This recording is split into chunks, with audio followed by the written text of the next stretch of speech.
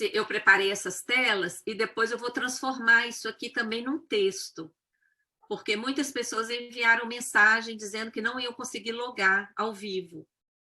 Então, a gente vai disponibilizar depois na forma de texto também para todos os cursistas e para os representantes dos núcleos da Auditoria Cidadã da Dívida nos estados também. Agradeço, eu vi que a Lujan está aqui com a gente, não vi se mais alguém está. Bem-vinda, Lujan, e bem-vindos, representantes dos núcleos. Então, vamos lá. O tema, não é o regime de recuperação fiscal. Esse regime ele foi instituído pela Lei Complementar 159 de 2017. E ele foi instituído para os estados e o Distrito Federal. O que diz lá no texto da lei? Que esse regime de recuperação envolve uma ação de todos os poderes e órgãos para corrigir os desvios que afetaram o desequilíbrio das contas públicas. Então, eu queria destacar este ponto. O objetivo do regime de recuperação fiscal, de acordo com a lei, é corrigir os desvios que afetaram o equilíbrio das contas públicas. Isso está lá na lei, claríssimo. Então, se o objetivo é corrigir, a primeira questão é o que provocou o desequilíbrio? Correto? Porque para você corrigir uma coisa que está dando problema, você tem que descobrir a causa daquele problema. Quais os fatores que provocaram aquele problema? Se você não correr atrás dos fatores que provocaram, você não vai resolver o problema. É como uma goteira gigante na sua casa. Se você ficar lá enxugando e não for lá ver onde é que está o buraco, de onde que está vindo aquela água, não vai resolver o problema. Então, a gente tem que correr atrás do que está causando o problema. A Lei 159, ela continua em vigor, mas ela passou por uma série de alterações pela Lei Complementar 178. Então, as duas estão em vigor. A 178 alterou vários dispositivos da 159, mas ela acrescentou outros dispositivos que não constavam da 159, tá? Qual foi a novidade da 178 em termos da criação do programa? Ela criou um novo programa. Ela criou o Programa de Acompanhamento e Transparência Fiscal e incluiu os municípios. Então, o regime de recuperação fiscal criado lá na 159 era só para estados e DF. Quando veio a Lei 178, ela criou um programa de acompanhamento. Estendeu para os municípios. E para que os entes federados possam aderir a esse programa, eles têm que se vincular ao regime de recuperação fiscal. Então, esses dois programas, né, o Programa de Acompanhamento e Transparência Fiscal e o regime de recuperação fiscal, eles passaram a ficar ligados por causa dessa Lei 178. A Lei 178 torna a repetir que o objetivo do regime de recuperação fiscal é corrigir os desequilíbrios que afetaram, corrigir os desvios que afetaram o desequilíbrio das contas públicas. A pergunta que a gente faz, então, é, em primeiro lugar, foi feito o diagnóstico para identificar os desvios que afetaram o desequilíbrio das contas públicas? Em segundo lugar, As medidas que o regime de recuperação fiscal impõe enfrentam os problemas que afetaram o desequilíbrio das contas públicas? E, em terceiro lugar, quais os ônus e os benefícios do regime de recuperação fiscal? Quem arca com os ônus e quem se beneficia dessas medidas? Então, eu preparei essa apresentação inicialmente para buscar a resposta para essas três perguntas. Porque se vocês começarem a ler essas leis, vocês vão ver que são leis nada fáceis de ler.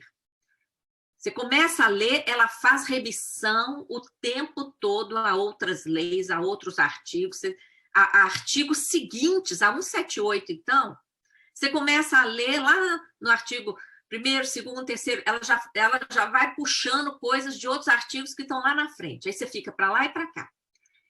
E talvez a gente perca a essência do que é esse regime. Então, como aqui hoje a gente está fazendo uma aula, né? Então, eu procurei achar uma didática de abordar o assunto e acho que por meio dessas questões, talvez a coisa fique mais clara. Vamos ver. Então, a questão número 1 foi feito o diagnóstico para identificar os fatores que afetaram o desequilíbrio das contas públicas dos entes federados? Gente, quem tiver de microfone aberto aí, fecha, porque atrapalha bem mesmo a gravação, viu? Então, a resposta para essa pergunta é não. Não foi feito esse diagnóstico. Tanto a Lei Complementar 159 como a 178, elas já partem de um reconhecimento da situação de desequilíbrio financeiro.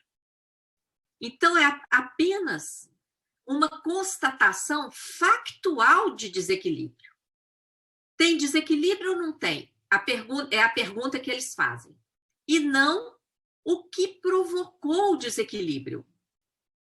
É como, voltando aí na metáfora da goteira, é só constatar, está empoçando água aqui ou não? Tá, então, a pergunta não é de onde está vindo a goteira, de onde está vindo o problema. É apenas a constatação de que está havendo um problema.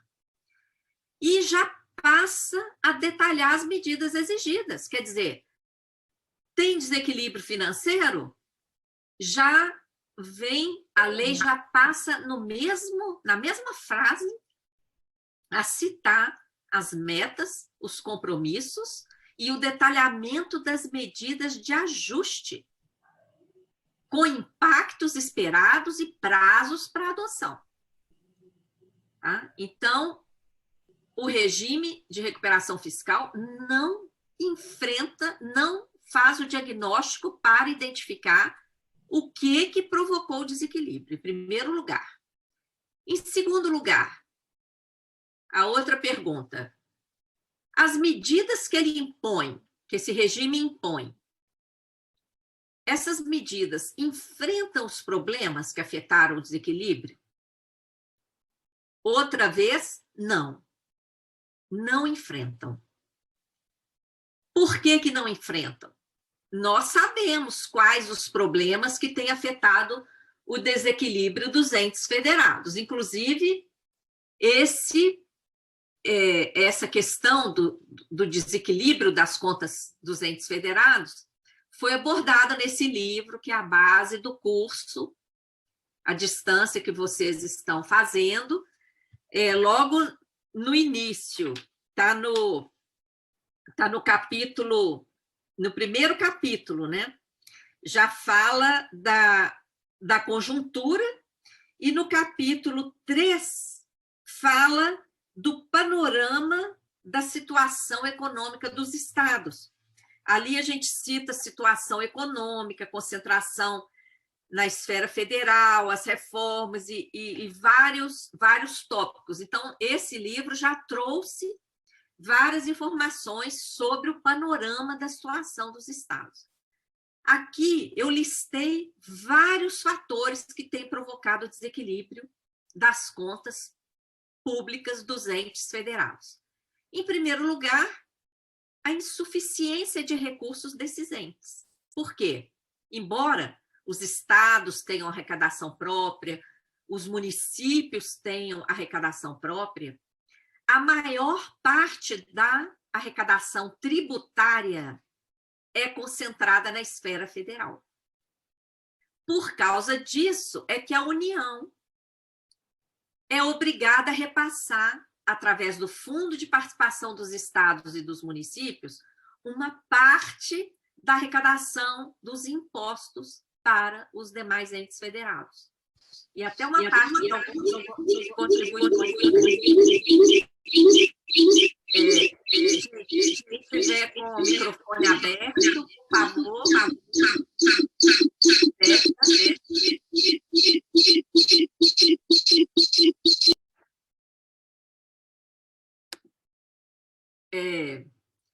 Então, vamos lá, vocês estão me ouvindo? Estamos, sim, agora melhorou. Sim. Uhum. Ok, estava dando um ruído bem forte. Estava dando um eco aqui, não? Então, repetindo, então a resposta à questão 2, mais uma vez, é não. E o regime não enfrenta nenhum dos problemas que provocaram o desequilíbrio financeiro dos entes federados. Por exemplo, o que tem provocado esse desequilíbrio? Insuficiência de recursos, devido à concentração das receitas tributárias na esfera federal. A União é obrigada a repassar fundo de participação aos estados e fundo de participação aos municípios, mas esse repasse é muito reduzido, apesar da União ter feito, ao longo dos anos, a transferência de várias atribuições que antes eram assumidas pelo governo federal, foram repassadas aos estados, mas não repassou o recurso suficiente. Outro problema que provoca desequilíbrio, o ressarcimento insuficiente dos créditos devidos aos estados em função da Lei Candir. A Lei Candir, aquela lei lá do final da década de 90, que deu isenção de ICMS, que é um tributo estadual. A Lei Candir é uma lei federal e ela deu isenção de um tributo estadual, ICMS, que inclusive é repartido com os municípios. A arrecadação do ICMS, os estados repartem uma parte com os municípios. Quando veio a Lei Candir, a própria lei previa que a União ressarcisse aos estados por essa isenção que a lei federal estava impondo. Só que esse ressarcimento sempre foi feito muito aquém do devido. Recentemente, os estados aceitaram um acordo rebaixadíssimo, um acordo muito aquém do devido e ainda parcelado em 18 anos.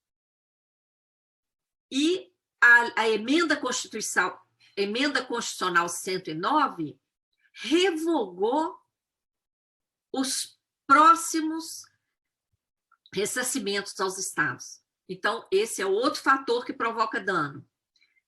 Outro fator, incentivos e renúncias fiscais injustificados, muitas vezes dados pelos próprios estados e municípios, e às vezes concedidos pela União em relação a tributos que são repartidos com estados e municípios. Também outro fator é a subtração de recursos devido às abusivas condições do refinanciamento da dívida dos estados e dos municípios desde os anos 90, que é o principal foco desse curso que vocês estão fazendo. Os estados já pagaram várias vezes a dívida refinanciada e ainda devem várias vezes, não é? E a gente vai mostrar aqui nessas telas que o foco de todo esse regime é a perpetuação desse sistema da dívida, de uma forma ainda mais onerosa. E, por fim, o desvio de recursos orçamentários pelo esquema da securitização de créditos públicos. Um grande esquema que também vocês vão ver, tem 2 aulas nesse curso sobre esse esquema, mas eu já vou adiantar algumas coisas aqui. Então, esses são os fatores, os principais fatores que têm afetado o desequilíbrio das contas públicas nos entes federados. O regime de recuperação fiscal não enfrenta nenhum deles, nenhum. Pelo contrário, vem com outras medidas que irão aprofundar o desequilíbrio. Então, vamos ver. Só para dar um exemplo do que eu falei aqui, colocar alguns números, eu trouxe essa tela do Estado de Minas Gerais, porque exatamente no Estado de Minas Gerais está em andamento na Assembleia Legislativa um projeto de lei para implementar esse regime de recuperação fiscal no Estado. Olha a situação financeira de Minas Gerais. Nós temos aí um comparativo, a subtração histórica de receitas, com base nos tópicos que eu falei anteriormente, eu coloquei aí alguns números para ilustrar o que está acontecendo no Estado de Minas Gerais. Com relação à dívida refinanciada pela União, Minas Gerais refinanciou, lá em 1998, 14,9 bilhões de reais. Desse valor, 1/3, 4,7 bilhões, era dívida do PROES, era dívida do Benge, era passivo do Benge e da Minas Caixa e do Crédito Real, desses 3 bancos públicos estaduais que foram privatizados. E quando eles foram privatizados, o Estado entregou essas instituições como joias raras, só entregou os créditos a receber, o patrimônio, a toda a clientela, todos os ativos. O passivo foi assumido como dívida, eram esses 4,7 bilhões, 1/3 do valor que foi refinanciado. Pois bem, desses 14,9 bilhões lá de 98, o Estado pagou de 98 a 2019. Por que nós chegamos só até 2019? Porque esse foi o último valor oficialmente divulgado pelo Tesouro Nacional. Talvez, verificando aí o site do próprio Estado de Minas Gerais, da Secretaria de Fazenda, se consiga ainda alguns valores mais atualizados. Mas, considerando que 2020, em função da pandemia, os pagamentos foram suspensos, eu creio que o valor que vocês vão encontrar aí é esse mesmo. Então, pagamentos. O Estado pagou para a União, de 98 a 2019, 45,8 bilhões. Mais de 3 vezes o valor refinanciado. Então, já pagou mais de 300% do valor refinanciado. E o estoque lá em 2019, olha só, era mais de 600% do valor refinanciado. Essa conta não fecha e mostra a sangria de recursos que provoca o desequilíbrio das contas públicas do Estado. Olha em seguida aí a sangria da Lei Candir. A perda de 1996, quando entrou em vigor essa Lei Candir, até 2019, valor atualizado pela Selic, 135 bilhões de prejuízo para os cofres públicos do Estado de Minas Gerais.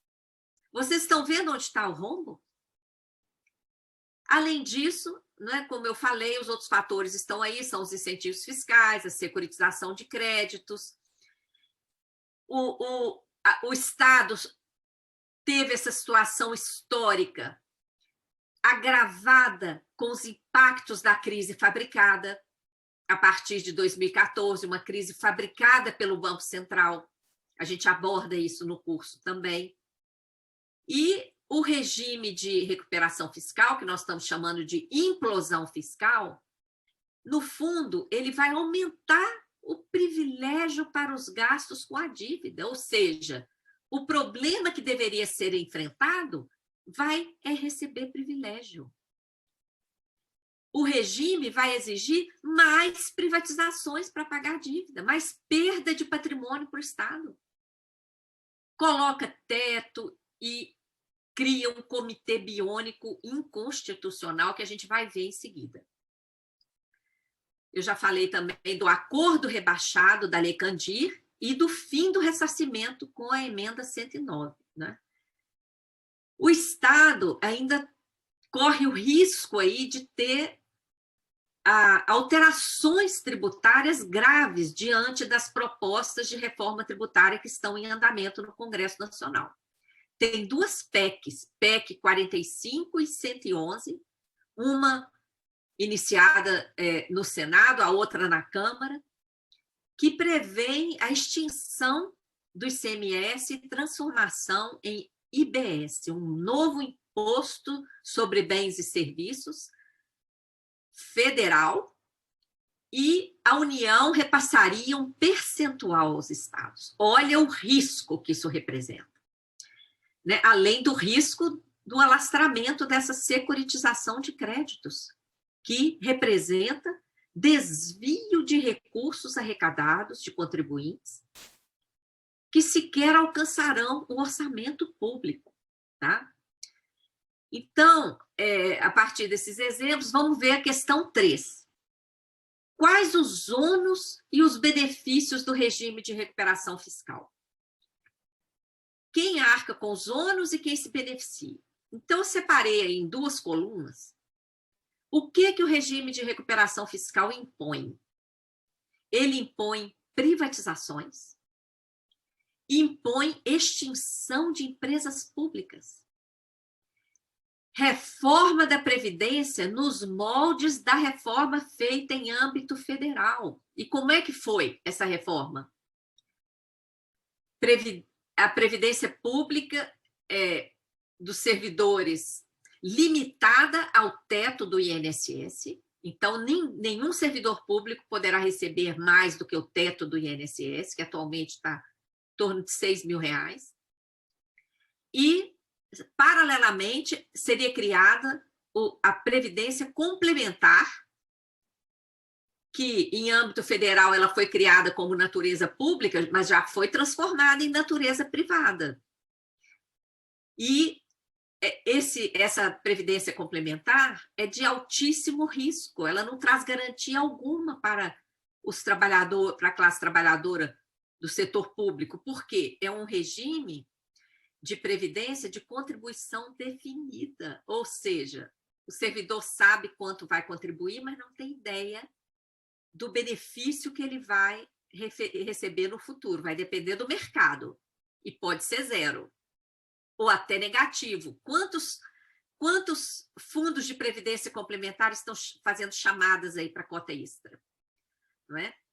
E por conta de investimentos errados, principalmente nesse momento do capitalismo financeirizado, da liberalização financeira, da farra dos derivativos e tudo mais, né? Que a gente viu isso também na aula introdutória do curso. O que mais que o regime de recuperação fiscal impõe? Revisão do regime jurídico único, modificação das regras que regem o serviço público, estabelece teto para os gastos primários, somente os primários. Quais são os gastos primários? Gastos com a estrutura de Estado e com o serviço público. O que fica fora do gasto primário? O gasto financeiro com a dívida. E redução de alguns incentivos fiscais, tá? Não aqueles que interessam o mercado, aqueles que estão estabelecidos em lei complementar. Então, olha bem, tudo que ele impõe, quem é que vai pagar essa conta? A sociedade está perdendo patrimônio, está perdendo direitos e está ficando submetida a teto de gastos primários, deixando fora o gasto com a dívida. que o regime de recuperação fiscal permite? Leilões de pagamentos. É uma novidade que esse regime traz, não é? O Estado vai poder leiloar os pagamentos, vai de acordo com ofertas, mas não está muito bem explicado na lei, não. Vai ser regulamentado depois. Prevê também uma gestão financeira centralizada e uma destinação de saldos não utilizados. Isso é um perigo. E a gente vê, por exemplo, vou dar um exemplo aqui, bem ilustrativo do âmbito federal. A pasta da cultura em âmbito federal tem um orçamento ínfimo, 0, vou até ver aqui o valor, mas é um valor vergonhosamente baixo.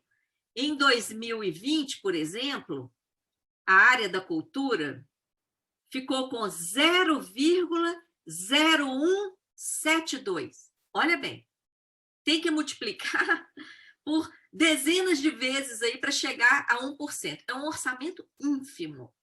Mesmo assim, este ano de 2021 não se gastou quase nada na área da cultura. Não foram feitos empenhos, não foram feitos gastos desse orçamento mínimo. Talvez, por quê? Porque em âmbito federal, há anos, desde 2008, ainda no governo Lula, foi baixada uma medida provisória que autoriza passar o rodo, tudo que sobra de qualquer rubrica vai para pagar a dívida. Isso aí, ó, é a mesma coisa em âmbito de estados e municípios. O que isso está levando na esfera federal? Algumas pastas que, dependendo do alinhamento do governo, ele não considera importantes, como está na cara que o governo federal não considera cultura uma coisa importante, ele simplesmente não gasta e deixa sobrar para, no final do ano, pagar a dívida com aquilo. Ainda que seja pouco, talvez se os recursos tivessem sido empregados, nós não estaríamos aí agora com essa perda do patrimônio cultural diante do incêndio da Cinemateca lá em São Paulo. Né? Todo mundo já estava denunciando lá a precariedade das instalações e deu no que deu. E o orçamento está lá, na gaveta do Ministério da Cultura. Então, essa questão aí da gestão financeira centralizada, ela traz vários riscos que os estados têm que olhar. O que mais que nós vimos? Um incentivo ao endividamento com garantia da União. Eu vou explicar mais adiante, isso é uma isca. Redução temporária de prestações. A União assume pagamentos a instituições financeiras, nacionais e internacionais. Alguém pode dizer assim, nossa, mas então o gestor público, né, pode dizer, nossa, mas então eu vou poder fazer dívida e vou poder fazer investimentos no meu mandato? Não, não poderá. O endividamento autorizado é específico para pagar dívida. Vocês vão ver lá mais adiante. E mais, essas dívidas com garantia da União poderão ser objeto de securitização. Gente, observem essa tela. Isso aí mostra o que está por trás desse plano de recuperação fiscal. Uma completa amarra aos direitos sociais, uma rifa de patrimônio público, porque prevê privatizações, prevê privatização da Previdência, porque regime de previdência de natureza privada é um tipo de privatização do regime de servidores públicos, e é um incentivo ao endividamento, perpetuando o sistema da dívida. Tá? Então, nós podemos dizer que esse regime de recuperação fiscal, esse nome recuperação, é uma grande farsa, porque não tem recuperação fiscal aí. Tá? Além de não enfrentar os fatores que provocaram o desequilíbrio, as medidas que ele impõe e que ele permite irão agravar ainda mais o desequilíbrio, pois incentivam o endividamento e preparam para a securitização. O prazo desse regime está lá na lei, será de até 9 exercícios financeiros. Ou seja, esse regime vai influenciar pelo menos 2 mandatos para frente, blindando a política econômica, que é uma política econômica suicida, que prejudica a sociedade, prejudica as contas públicas, ao mesmo tempo em que beneficia o mercado. Isso é uma ofensa à democracia. Não vai adiantar, nas eleições, escolhermos um governante que se comprometa com um determinado projeto político, econômico, de desenvolvimento socioeconômico, porque o seu antecessor já assumiu essa blindagem aí. Isso é gravíssimo, tá? Fere a democracia. Isso aqui é um escândalo, gente. O regime de recuperação fiscal traz um poder biônico. Por que a gente fala biônico?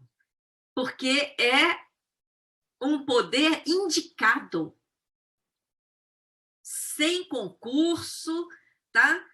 É como antigamente, na época da ditadura, não havia eleição para governadores, prefeitos, eram todos indicados pelo poder. Então, vocês são jovens, aí a imensa maioria, eu já sou jovem há muito mais tempo, né, do que vocês, eu vivi naquela época, então a gente chamava que os governadores eram biônicos, porque eles haviam sido indicados e tinham todo o poder. Esse regime de recuperação fiscal cria um conselho de recuperação fiscal. Quem que é esse conselho? 3 membros.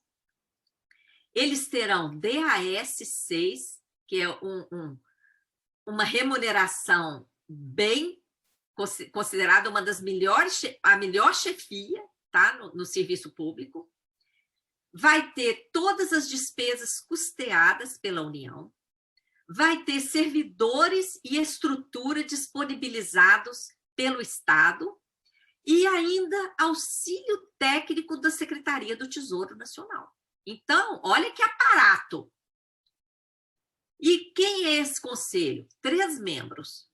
Um vai ser indicado pelo Tribunal de Contas da União, entre auditores fiscais de controle externo. Esse é da carreira. Porém, o Procurador-Geral da República entrou com essa ação de constitucionalidade no Supremo, ADI 6844. Eu coloquei o link aí de uma notícia do Supremo que vocês podem acessar.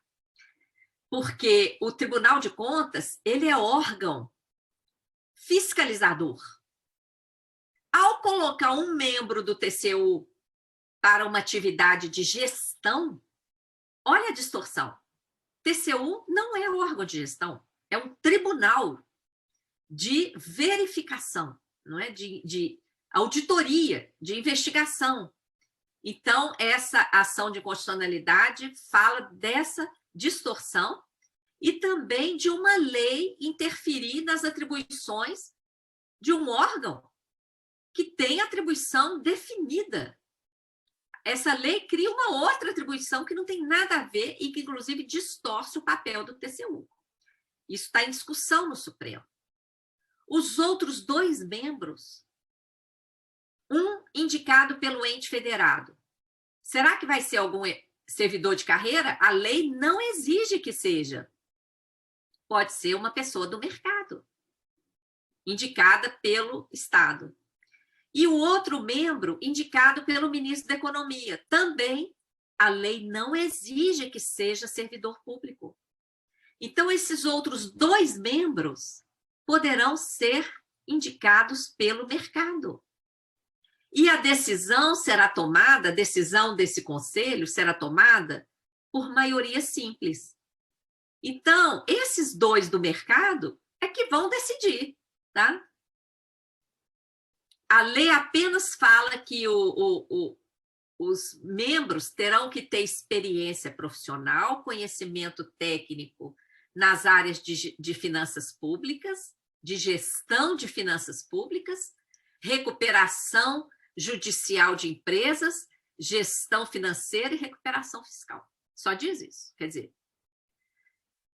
quais os poderes desse conselho? Ele vai ter amplo acesso ao processo de elaboração do plano de recuperação fiscal, a homologação do plano pelo presidente da República e pelo ministro, e qualquer alteração desse plano dependerá de parecer prévio desse conselho. Olha o poder. Ele tem atribuições amplas e de gestão. Isso está no artigo 7 da Lei 159, alterada pela 178. Dentre as atribuições, eu não coloquei todas aí, porque são muitas, vocês vão poder consultar lá. Ele vai emitir relatório de monitoramento, ele vai ver o desvio de finalidade das operações de crédito, porque está lá, as operações de crédito autorizadas, elas são limitadas a determinados objetivos. Eu vou mostrar para vocês. Não está incluído aí, por exemplo, operação de crédito para desenvolvimento, para infraestrutura. Não pode, vocês vão ver. Requisitar informações a qualquer órgão. Eles vão poder requisitar e o órgão vai ficar obrigado, por essa lei, a atender. Eles terão acesso direto a todas as informações do Estado, inclusive com senhas de acesso aos sistemas.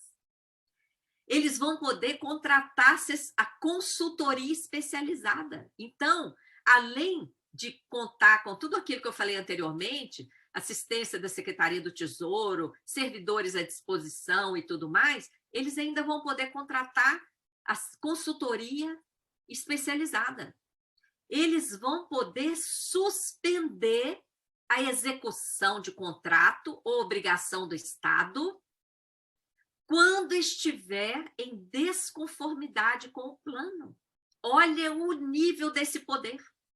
Esse poder coloca esse conselho acima do governador do Estado, acima da Assembleia Legislativa.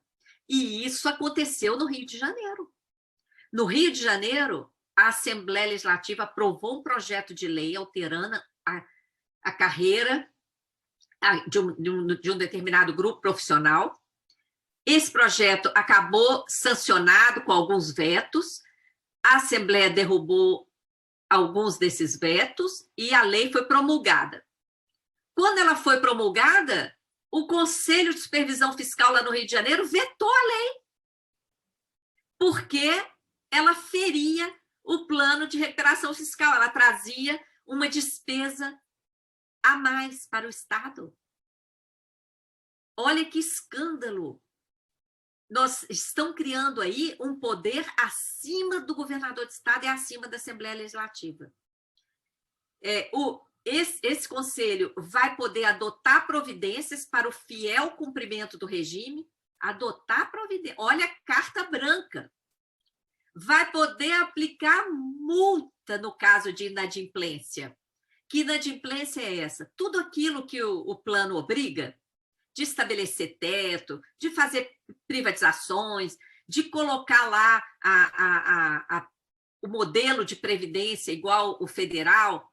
Se o Estado não cumprir isso, o Estado se torna inadimplente e pode ser multado. Eles terão o direito de receber relatórios com todas as informações sobre pessoal, concursos, tem uma lista imensa, gente, lá. Depois vocês leiam esse artigo 7º da lei.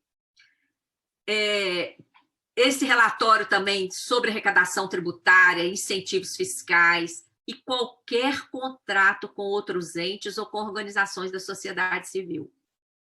E sobre operações de crédito. Além de tudo isso, eles ainda podem exigir informações adicionais. Então, vejam bem, se tem alguma lógica um poder desse. É complicadíssimo, esse plano não pode ser aprovado, gente, lá em Minas Gerais. infelizmente, já está em vigor no Rio de Janeiro, já foi aprovado no Rio Grande do Sul. Tá? E eles vão, pouco a pouco, tentar aprovar em todos os estados, porque isso aí acaba com a autonomia dos entes federados. Quais são as principais vedações e exceções? Eu peguei só as principais, gente, que eu estou vendo aqui, eu vou procurar acelerar, que eu pretendia não passar de 1 hora nessa exposição, e eu estou vendo que já estou aqui com praticamente 40 minutos de fala. Dentre as principais vedações, o plano veda reajuste salarial, veda criação de cargos, veda alteração na estrutura de carreiras, veda contratação de servidores, realização de concursos, criação de qualquer reajuste ou despesa obrigatória, contratação de operação de crédito ou concessão de garantias, ele só admite em determinados casos, que está ali do outro lado da excepciona, e veda propor ação judicial para discutir a dívida refinanciada pela União.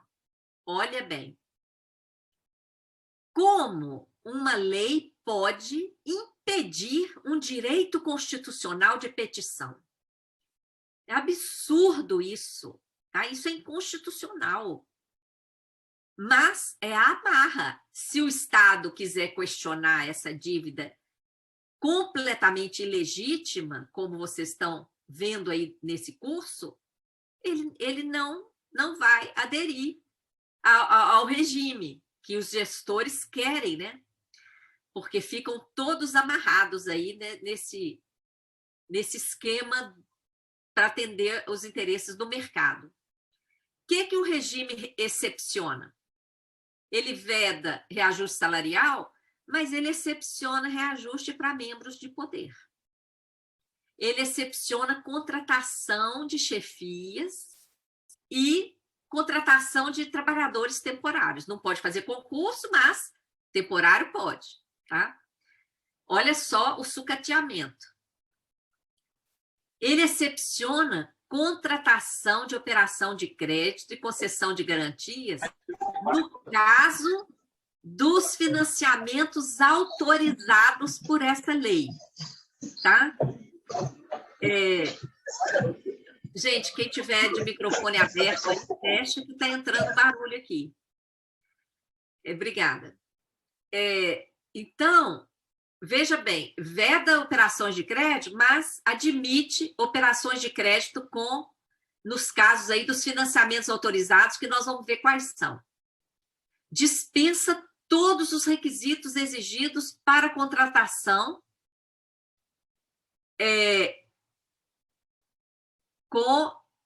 Peraí que entrou não estou vendo aqui. Olha bem, quantas dispensa todos os requisitos legais exigidos para a contratação com a União, quer dizer, e dispensa também os requisitos da Lei de Responsabilidade Fiscal para realização de operações de crédito e equiparadas para assinatura de termos aditivos aos contratos de refinanciamento. Quer dizer, alongar dívida que já existe, pode, tá? Olha o incentivo ao endividamento. Isso é que a gente vai ver aqui em seguida. A isca. A isca está lá no artigo 9º da Lei 159, com alteração da 178. A União poderá dar redução das prestações. É nesse ponto aí que os governadores estão de olho. Eles estão de olho nessa redução temporária durante o mandato deles, para eles terem uma folga, né, para fazer o que eles quiserem. Mas tudo isso que vai, toda essa redução, todos esses valores suspensos serão incorporados ao estoque da dívida. Não tem nenhum perdão de dívida, não. É incorporado e é capitalizado, ou seja, esses valores serão atualizados e sobre eles incidirão novos juros sobre juros. Além dos juros previstos contratualmente, novos juros. E a União também poderá pagar em nome do Estado prestações de operações de crédito com o sistema financeiro, tanto nacional como instituições multilaterais garantidas pela União. Aqui, no artigo 11, fala dos financiamentos autorizados. Olha só quais as novas dívidas que o Estado vai poder fazer. Para financiar programa de desligamento voluntário, PDV. Você já deve ter ouvido do PDV. Em várias empresas públicas privatizadas, eles vêm com PDV para os trabalhadores se demitirem, receberem ali um valor, não é? E reduzir, o Estado não fica obrigado a pagar a aposentadoria para aquela pessoa. Auditoria do sistema de processamento de folha de pagamento de ativos e inativos. Não é auditoria da dívida, não. É auditoria da folha de pagamento. Vai poder fazer dívida para isso. Financiamento dos leilões, que essa lei traz e que ainda serão regulamentados. Reestruturação de dívidas ou pagamento de passivos, quer dizer, refinanciar a dívida que já existe. Modernizar a administração tributária para cobrar mais tributo. E aqui que está o grande problema. Antecipar receita de privatizações. Ou seja, se o Estado de Minas, por exemplo, que o Zema está lá, inclusive no plano de recuperação fiscal, que ele irá privatizar a Codemig, a empresa de Minas Gerais que explora o nióbio, mineral mais estratégico do planeta. Todas essas naves que vocês estão vendo pousar em Marte, tudo feito com nióbio brasileiro, tá? Minas Gerais tem uma das maiores exportações de nióbio e essa exploração é feita por duas empresas. A Codenge, que já foi privatizada, já é do Banco Itaú, e a Codemig, que o governador Zema quis implementar o esquema de securitização de créditos, nós entramos com ação civil pública, e agora ele quer privatizar. Olha o que essa lei permite. Ele quer privatizar a Codemig, ele vai poder pegar um empréstimo, ele vai poder receber uma antecipação da receita dessa privatização. E essa antecipação contará com garantia da União. Gente, isso aí é preparação para o esquema de securitização. E mais, se for feita essa operação de crédito aí, essa antecipação de receita, o Estado se compromete a admitir que o comprador da empresa que está sendo privatizada indique representante para a diretoria dela antes da privatização. Olha a subserviência aos interesses do mercado. Olha o absurdo. Essa alteração aí veio com a Lei Complementar 178, uma lei votada no mesmo dia na Câmara e no Senado, no dia 15 de dezembro. Ninguém deve ter reparado isso aí. Outro problema, a implantação do esquema de securitização. Está lá no artigo 28 da Lei Complementar 178. Os contratos de dívida de estados, DF e municípios, garantidos pela Secretaria do Tesouro, poderão ser objeto de securitização. E essa securitização, gente, é uma operação extremamente danosa. Isso já foi comprovado até na CPI da PBH Ativos SA em Belo Horizonte. E eles estão prevendo aí na lei um prazo de até 30 anos, ou seja, é uma captura completa das finanças do Estado. Isso não é recuperação fiscal. Isso é implosão fiscal, tá?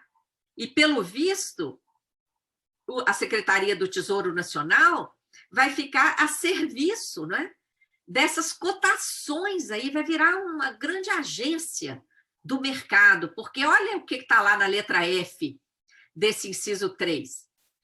Um dos requisitos é o custo inferior ao custo máximo aceitável, publicado pela Secretaria do Tesouro Nacional para operações de crédito securitizáveis. Quer dizer, a Secretaria do Tesouro vai ficar cotando esse tipo de operação securitizável. Gente, a quem interessa um negócio desse? Só interessa ao mercado. E mostra que o grande capital já não quer apenas juros de dívida, como vem recebendo historicamente. Quer se apoderar diretamente da arrecadação, num esquema comparável a um consignado de recursos públicos. Tá? Tem vários links aí que vocês podem acessar depois, inclusive um artigo, né? Securitização é empréstimo consignado turbinado de recursos públicos, um absurdo. No esquema de securitização, os contribuintes vão pagar o tributo do mesmo jeito na rede bancária, mas o tributo não vai chegar no cofre público, é desviado no meio do caminho. Isso aí vai provocar um rombo ao orçamento público. Para operar, esse esquema cria uma nova empresa estatal. Como foi criada a PBH Ativos S.A. em Belo Horizonte, como existe a MGI Participações no Estado de Minas Gerais, existe a CPSEC S.A. em São Paulo, e isso é uma grande infâmia, porque o próprio regime de recuperação fiscal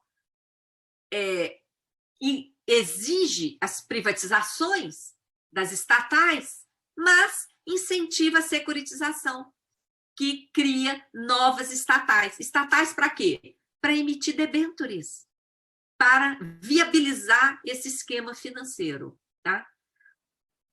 Já partindo para a conclusão, gente, os estados estão correndo grave risco.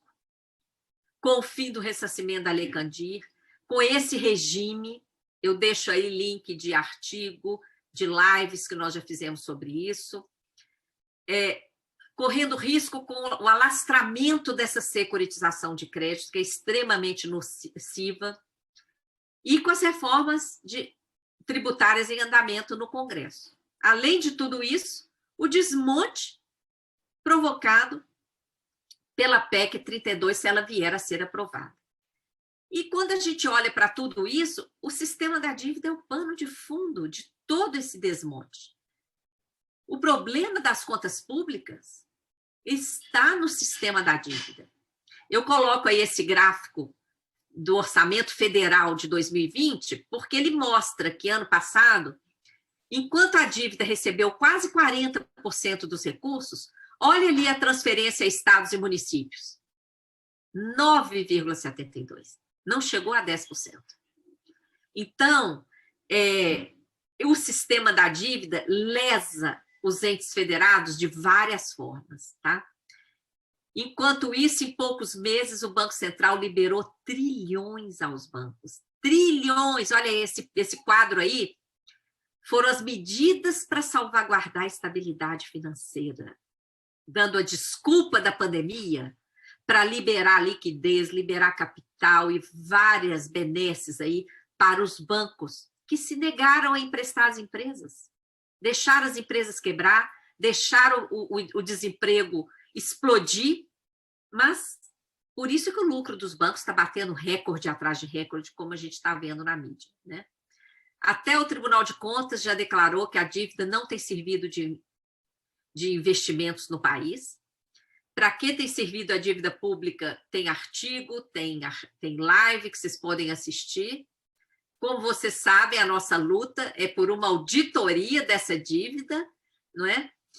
E o que nos move é o cenário de escassez imposto à maioria da sociedade. Essa escassez é cenário e nós temos que sair desse cenário. Esse cenário ele é construído pelos eixos de um modelo econômico completamente errado que é aplicado aqui no Brasil. Esses eixos do modelo estão lá na campanha Hora de Virar o Jogo, que vocês podem acessar na página da Auditoria Cidadã. Tem 24 vídeos curtos lá, e muito material elucidativo também. Agradeço a atenção de vocês, agradeço por estarem fazendo o curso da auditoria, aguardo vocês nas redes sociais e